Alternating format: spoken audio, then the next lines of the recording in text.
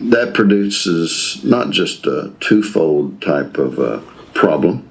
It gets into math it's certainly exponential. Toxins are problematic because 1 + 1 doesn't equal 2. And so we now know that these toxins that are produced by various anaerobic bacteria that we find in gum disease and root canals and cavitations, all of those impact the liver and the kidney. In my own case, by the way, the marker that we look for in a person's lab in terms of kidney function is their creatinine function. And so in my own case, when I was heavily laden with mercury, one of the highest I've ever seen, my creatinine went way up because of the strain on my kidneys. We expect for mercury to be, most of it honestly, to be delivered out through the liver, but when the liver gets under too much pressure, it shunts it to the kidney. One of the hardest things on the kidney is going to be gluten. The wheat that gets broken down or doesn't get broken down properly in the body, because the 1950s, they decided that there was a starvation and hunger crisis around the world. So they decided to hybridize wheat. And so instead of the natural wheats like acorn or kamut or spelt or something like that, they wanted to hybridize wheat to produce an extra high yield. So they made wheat shorter and they made the stalk a lot stronger. And so since the 1950s, the farmers were able to produce 10 times the amount of wheat per acre, and that's 10 times the money. Now all we have is the hybridized wheat. Even organic and non-GMO is still hybridized wheat. So that's going to be the gluten molecules in there and the other molecules that we're getting in wheat, which the hybridized wheat, which actually spikes your glucose levels extremely high really fast, is very hard to break down in the liver, is very toxic to the bowel, and it's very hard for the kidneys to process. So you're seeing a lot of diabetes and kidney disease run together. Arthritis, a lot of times, is kidneys. Rheumatoid arthritis is usually a kidney issue. A lot of doctors don't acknowledge that link between the kidneys and rheumatoid arthritis, and we've got joints that are going, deformed, and this is horribly, this is horrible because these people are in so much pain and their joints are deformed. And some of this is Chinese medicine, and some of this was my work in iridology. So anybody would come to me, I'd have a little scope, a magnifying glass, and I would look in their iris, and I trained under Alan Jensen. So I learned, which sections of the eyes correspond to which organs. And I would see, I go, wow, your fibers are separated at the kidney area. So we need to, you've got a little bit of a genetic weakness. Let's compensate for that. Or you've got raised fibers here. So your body's too acid. So you can see those signs in the eyes. You don't need to take somebody's blood to know what their organs are doing. Here's an interesting thing, Jonathan. What if you have a root canal treated tooth, which now oftentimes, or not often, but it's beginning to be referred to in the literature as a leaky tooth, because root canal toxins can leak out into the surrounding tissues and into our systemic, into our systemics. And so what if you had a root canal treated tooth that's leaky, and on top of the root canal you may have a mercury filling? And on top of that, you might have a crown that has a nickel base to it. And maybe you even have a nickel post inside one of the roots of the root canal.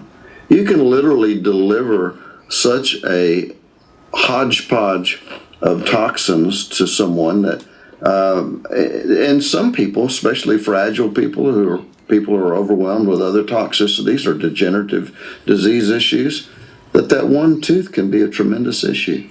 Like you think of kidneys as this filter and they're pulling things out, but there's a lot of times, especially in metal detox, where we've done improper metal detox and dumped a whole bunch of metal into the kidney, and it's all stuck in the kidney and it's damaging the kidney. And so the very heavy use of metal chelators like DMSA and DMPS for the 80s, 90s, early 2000s did have some some consequences with it, because they're mobilizing a lot of metals into these chelates, and they're coming out through the kidneys. But if the kidneys aren't set to receive them and process them all the way through into the urine, then they get stuck into the kidney, and you'll see this when you're giving people chelators and there's no metal coming out, but they feel really, really bad. And this is what happened to me. I developed my whole detoxification to fix what I had done to myself. I started taking DMSA when I had all these dental amalgams, and I got the amalgams out, and I was going to use the DMSA to detox all this, and I'm measuring my urine, but nothing's coming out. And at the time, I didn't have the blood measurements to say, well, how much should I be having come out? And so what did I do? What any type A personality would do is take more chelator. And I kept taking more and more and more chelator, and I kept going down and down and down and down, because I was just totally wasted out. And it's only in retrospect, now that I know how the kidneys are supposed to work and what chemistry is going into moving metals versus just straight glomerular filtration, now I understand why that was. And that same system that just would move mercury out of me normally was broken, and that's the same system that's needed for moving these chelates out. And so instead of making myself better, I was just making myself worse. And it was the system of going more through the liver and GI that fixed me, that took all that pressure off of the kidneys. So people can really damage their kidneys. And so when you detox, you want to focus on liver GI paths, and you want to support the kidney function, but you gotta know how the kidneys are supposed to work. Well, when we're looking at the kidneys, clearly there's toxins that directly impact it. Heavy metals, radioactive elements, pesticides. But take a step back and say, where are the kidneys getting their stress from? Oftentimes, they're actually getting their stress from the liver bile duct area. So when you look at the liver's got to process these toxins, phase 1 and phase 2, and then it's got to dump the toxin into the bile, which they call phase 3.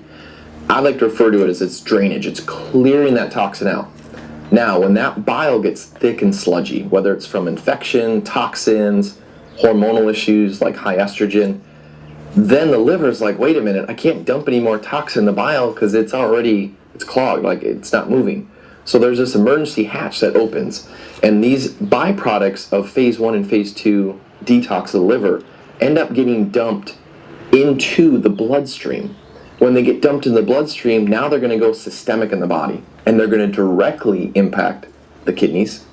They're going to directly impact the skin. This is where a lot of skin type symptoms come in. Like, oh doc, I was detoxing and I got this big rash and stuff. It's like, well, it's probably because your drainage pathway is clogged up, and then it directly impacts the brain.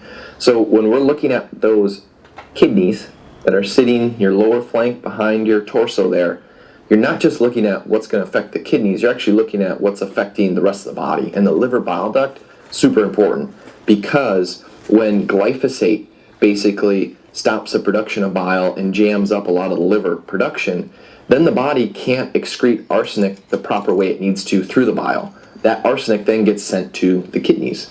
Well, arsenic would normally clear out as best as it could through the bile. Now you're sending extra stress to the kidneys. So if you think of kidneys, you want to evaluate what are the other organs. Liver bile duct, so important. And another thing, skin, eczema. A lot of people don't realize if your kidneys are not doing the job, the skin's going to break out. So if you have chronic breakouts, definitely consider the source could be kidney toxins, bladder toxins, any kind of chronic disease. Sometimes I just cleanse the kidneys as a matter of course. I'm like, have you ever had a kidney cleanse? Have you ever done one? And if they say no, I go, you got to do at least one, because you never know what's in there. Soda pop, all kinds of things that people drink, alcohol, can damage those. This is also these are filtering mechanisms. This is also like filters. So if you damage the delicate meshwork there, if this is clogged, then your body's not going to eliminate lactic acid, uric acid, all kinds of things. And these toxins are going to build up. Your body tries to survive. Like, your body is built for survival. If these things are building up, your body will go, oh, where can I put it? Where can I, store it away? Maybe some of it gets stored in your fat cells. Maybe some of it goes up into the brain. Maybe some of it gets covered over with a mucus layer. Maybe there's calcification going on. Your body's trying to stop it from doing damage, other places. So just as a matter of course, definitely make sure you take care of your internal metabolism, because these are the things that we don't see, and they're very significant. They can cause health problems that could be missed for years and years and years. You could be on a medication for life or something that could be as easy as mucus and pus, stuck in your kidneys that you just hadn't flushed out yet. But the thing that was shown in the literature is that metals and endotoxin together create that damage. So endotoxin, what's endotoxin? It's also called lipopolysaccharide. And these are little parts of bacteria, not whole bacteria, it's little parts of their cell membranes that get into circulation and wind up inflammation really badly, because your immune system thinks that bacteria from your gut have gotten into circulation. And so where do you get endotoxin? Leaky everything is where it's going to come from, but leaky gut is the most common thing. And in fact, old naturopaths used to say, oh, if you've got a kidney problem, look to the gut. They didn't know the causative factor, but they knew that bad GI was then stressing the kidney. But where else? Root canal infections, jawbone infections, the nica or cavitation. And now Dr. Nunley will come on and he'll talk about new research on periodontitis. Periodontitis is releasing endotoxin into blood. Then there's also UTIs are really big for that. And any